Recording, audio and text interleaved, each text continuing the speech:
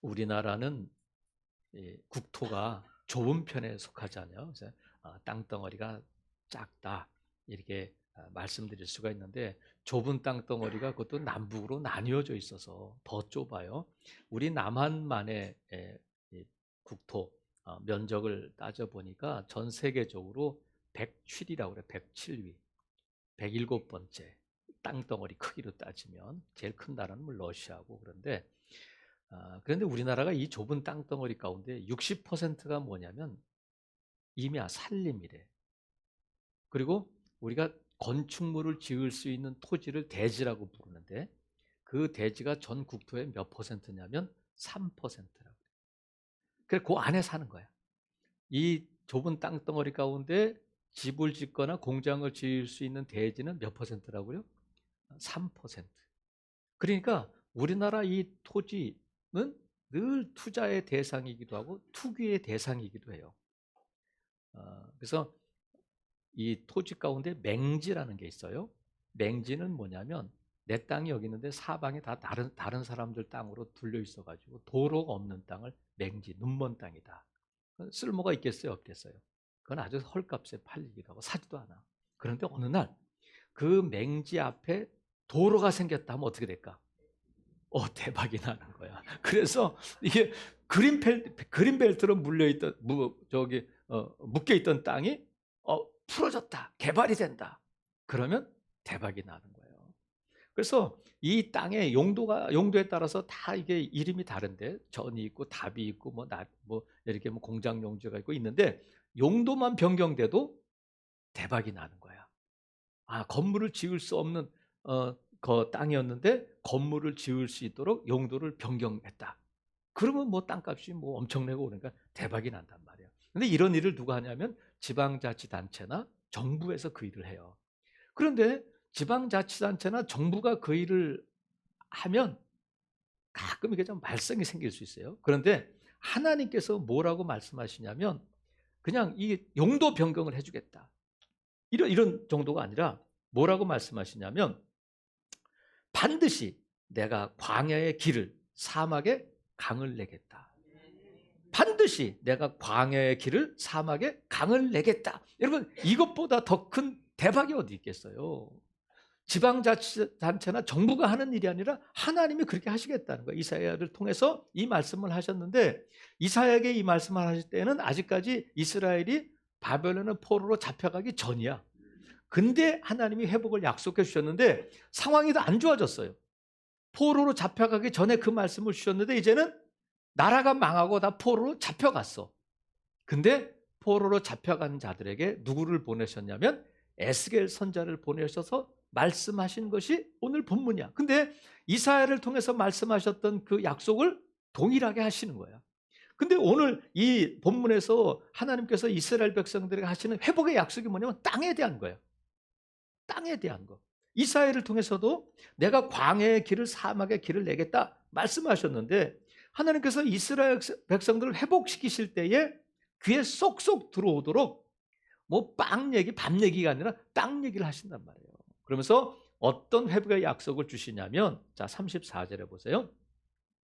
전에는 지나가는 자의 눈에 황폐하게 보이던 그 황폐한 땅이 장차 경작이 된다는 거야.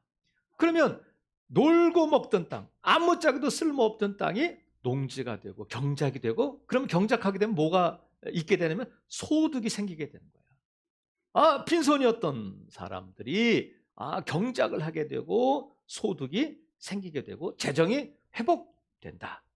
그리고 35절에 보니까 사람이 이르기를 이 땅이 황폐하더니 이제는 에덴 동산 같이 되었다는 거야. 에덴 동산은 인류가 지금까지 살았던 공간 중에서 가장 완벽한 공간이 에덴 동산이에요. 에덴 동산의 뜻이 뭐냐면 꿈이 있는 곳이라는 거야. 하나님께서 비전도 없고 살 소망도 없고 꿈도 없는 그들에게 이제 꿈을 꾸게 해주시고 이제는 정말 되겠다 하면 되겠다 하는 소망을 주신다는 거예요. 에덴 동산 같이 되겠다.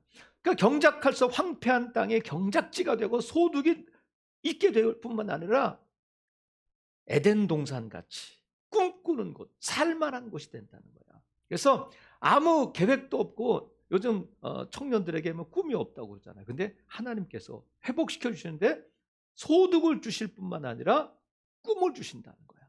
에덴 동산 같이 되게 하겠다. 이게 다 땅에 관한 얘기예요. 그 다음에 37절에 보니까 주 여호와께서 나중에 보니까 내가 그들의 수요를 양떼같이 많아지게 했다. 사람이 살지 않는데, 코로나로 우리 매장에 사람이 오지 않았는데 이제는 사람으로 바글바글하게 하시겠다는 거야.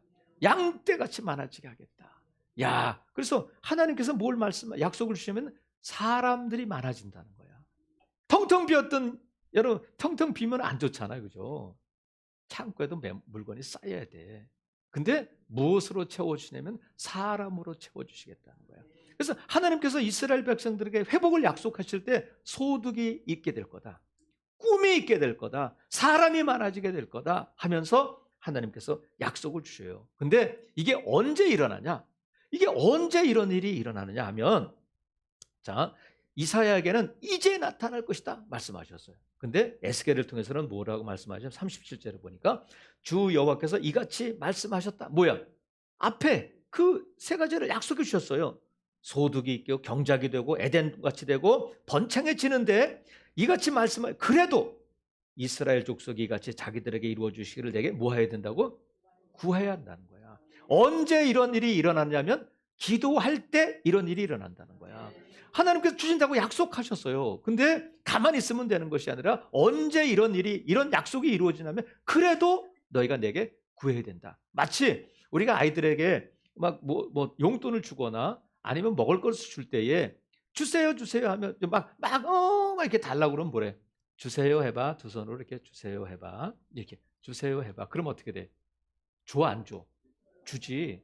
근데 아버지가 얘야, 아빠 주세요 해봐. 그러면 주세요 이렇게 하면 어떻게 해? 오래 딱 주는 거야. 왜 줘요? 아버지니까 주는 거야.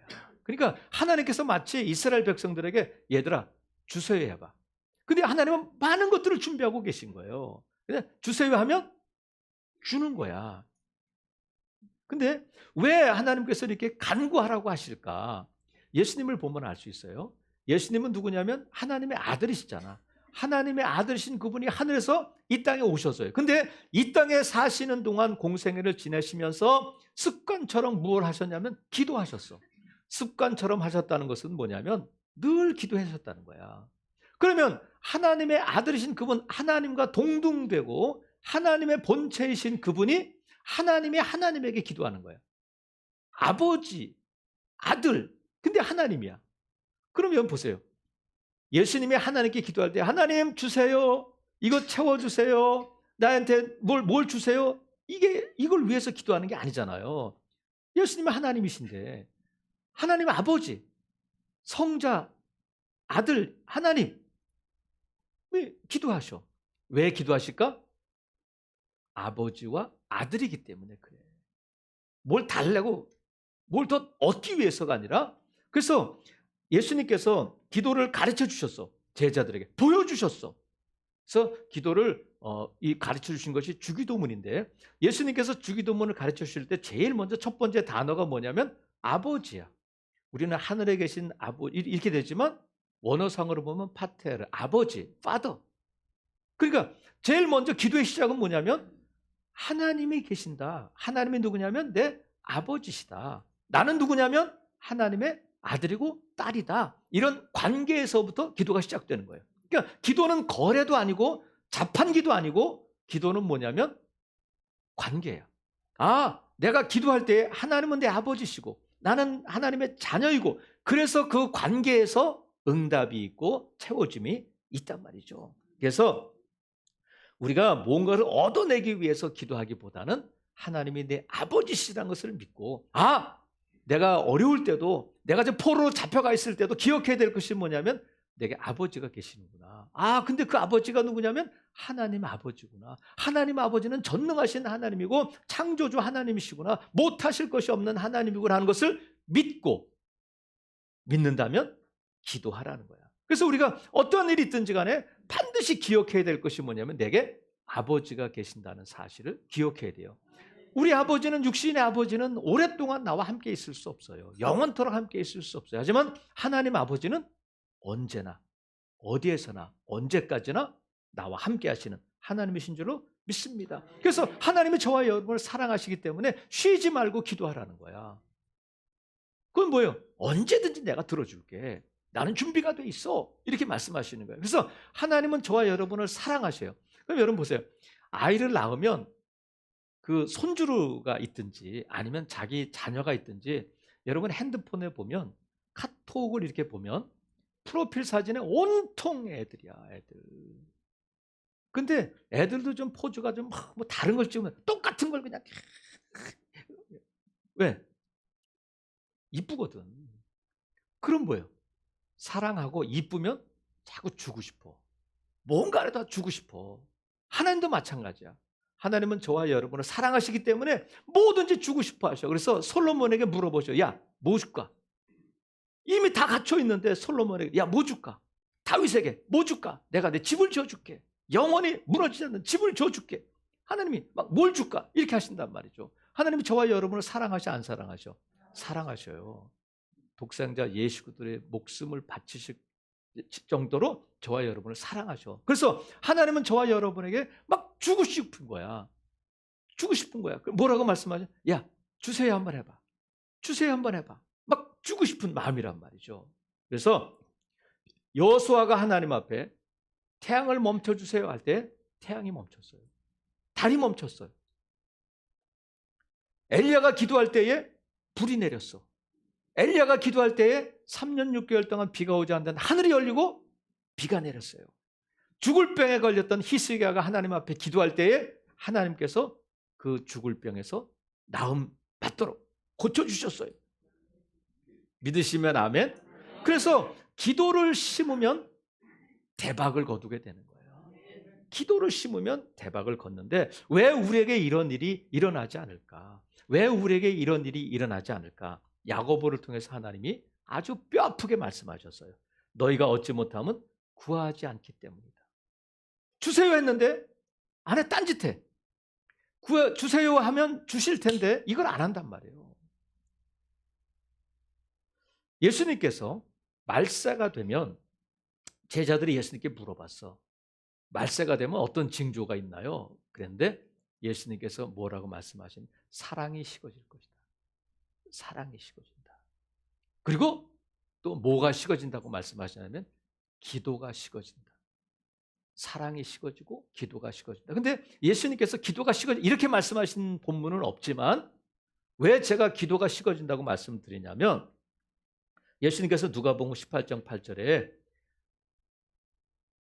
간청하는 기도에 대해서 말씀하시면서 뭐라고 말씀하시냐면 속히 원한을 풀어주시리라. 속히 원한을 그러나 인자가 올 때의 세상에서 믿음을 보겠느냐. 무슨 말씀이냐면 너희가 기도하면 그 원한을 속히 풀어줄게. 불의한 재판관도 과부가 가서 나를 좀 보세요. 나를 좀 억울하니까 나를 좀 해결해 주세요 하니까 그 재판관이 원한을 풀어주지 않느냐. 내가 속히 풀어줄게. 그런데 내가 이 세상에 다시 올 때 이 세상에서 믿음을 보겠느냐. 무슨 뜻이냐면 믿음으로 기도하는 사람이 내가 볼 수 있겠느냐. 점점 없어진다는 거야. 여러분 60, 70년대만 해도 기도원은 전성시대였어요. 그래서 기도원마다 사람들이 미어 터지고 기도원마다 막 놀라운 일이 일어나고 사람들이 그냥 기도원에 가는 것이 자연스러운 일이었어요. 철야기도 하고 금식기도 하고 산에서 기도하고 그런데 저도 산에 가서 기도한 것이 신학교 때 또 했었지만은 지금은 이제 못 가고 있습니다만 이제는 산에서 기도하는 소리 듣기 어려워요. 민원이 발생한다고요? 아니에요. 민원 발생하지 않는 산에서도 청계산 같은 경우도 기도 소리가 이제는 안 들려요. 제가 산에 가서 밤에 기도할 때 보면 온통 산이 막 방언으로 막 기도하고 나라를 위해서 기도하는 소리로 막 주여 주여 소리가 막 산을 쩡쩡 울리고 있는데 지금은 안 들려요. 기도가 점점 식어져 가고 있다. 그게 뭐라고요? 말세의 징조예요.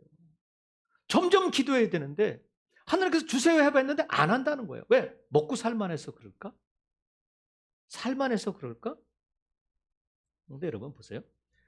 우리의 근육은 사람이 죽는 건 왜 죽냐면 나이 먹어서 죽는 게 아니라 근육이 사라지면 죽는데. 눈을 못 뜨잖아. 눈도 근육이 있어야 뜨는 거 아니에요. 그죠? 걸어야 되는데 근육이 없으면 못 걷는 거야.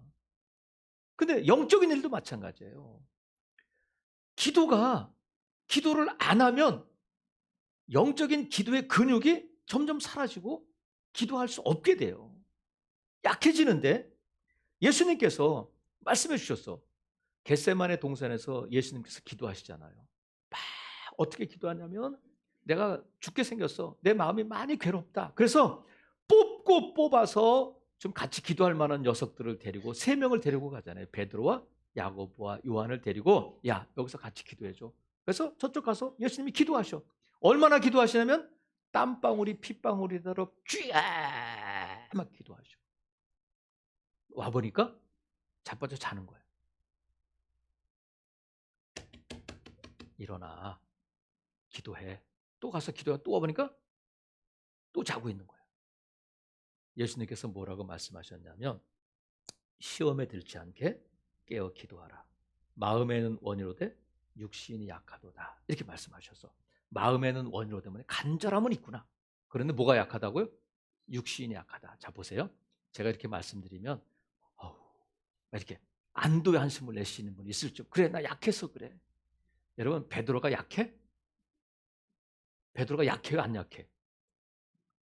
양심 있으면 얘기를 해보세요. 베드로는요. 배를 타고 가다가 풍랑이 일어가지고 막 그럴 때에 물을 퍼내고 막 그럴 때 나 힘이 없어 못하겠다 그랬을까 아니면 막 열심히 물을 퍼냈을까? 열심히 했지. 근데 예수님이 오셨어.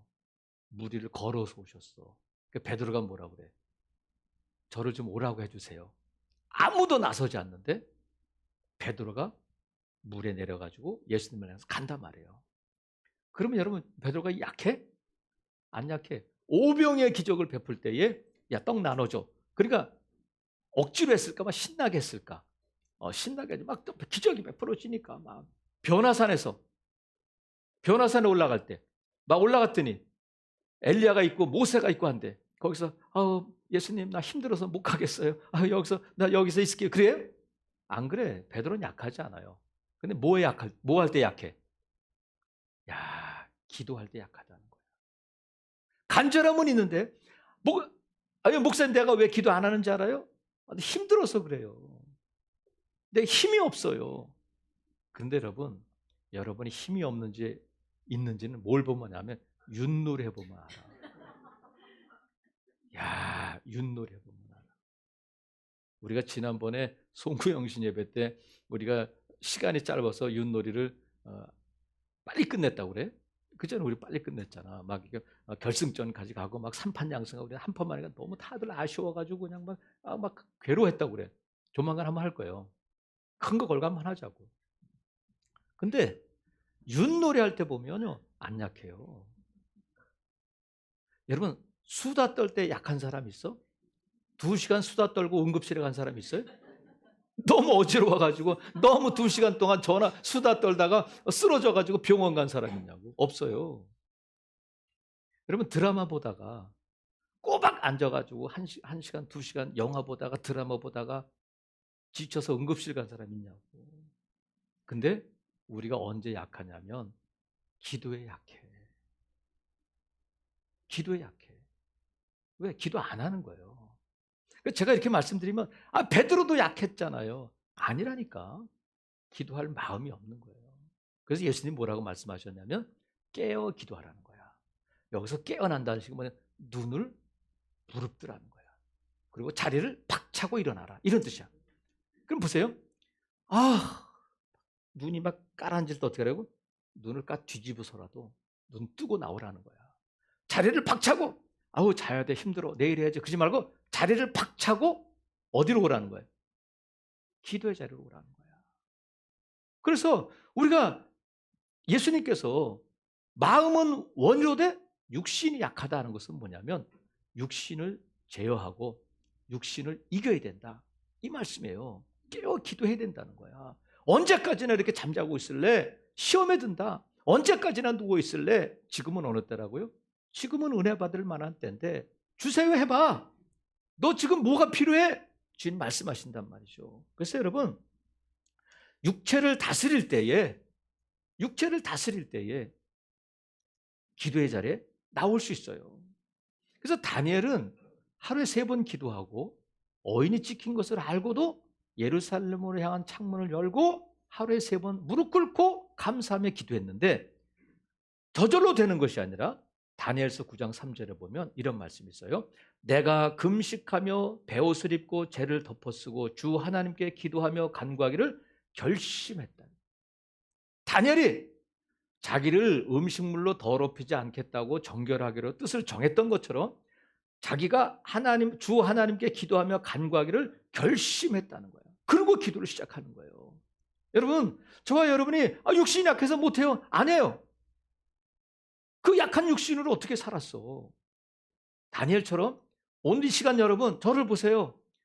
결심하는 여러분 되기를 바랍니다. 뜻을 정해야 돼. 주 하나님께 기도하며 간구하기를 다니엘 같은 믿음의 사람도 기도하기로 결심했다는 거야. 그래, 내일부터 새벽 기도 나가야지. 호렙산 나가야지. 이제 기도에 빠지지 말아야지. 그래, 내가 시간을 정해놓고 내가 교회 나가서 기도해야지. 이게 뜻을 정하는 여러분 될 수 있기를 바랍니다. 그럴 때에, 기도하기를 결단할 때에 하나님께서 이제 됐구나. 이젠 줄 수 있겠구나. 하나님이 더 기뻐하신단 말이에요. 그래서 여러분, 결단하고 기도하기로 나갔다면 의심하지 않고 기도하기를 바랍니다. 의심하지 않고. 그래서 야고보서를 통해서 뭐라고 말씀하시냐면, 오직 믿음으로 구하고 조금도 의심하지 말라. 뭘 의심해요? 하나님이 계신가? 이런 것도 응답하실까? 하나님의 약속이 과연 이루어질까?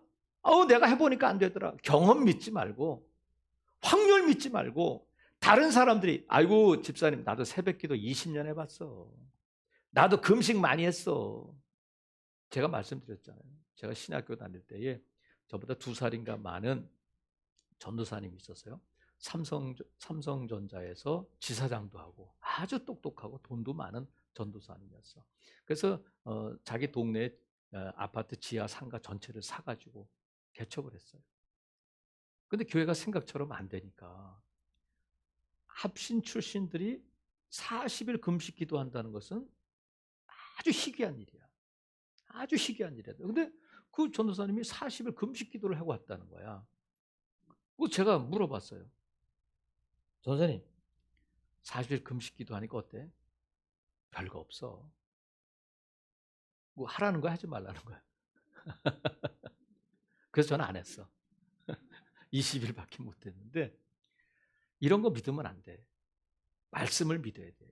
하나님 뭐라고 말씀하셔? 분명히 응답하신다는 거야. 그러니까 하나님이 계신다. 하나님께서는 기도하면 응답하신다는 것을 믿고 기도해야 된다는 거야.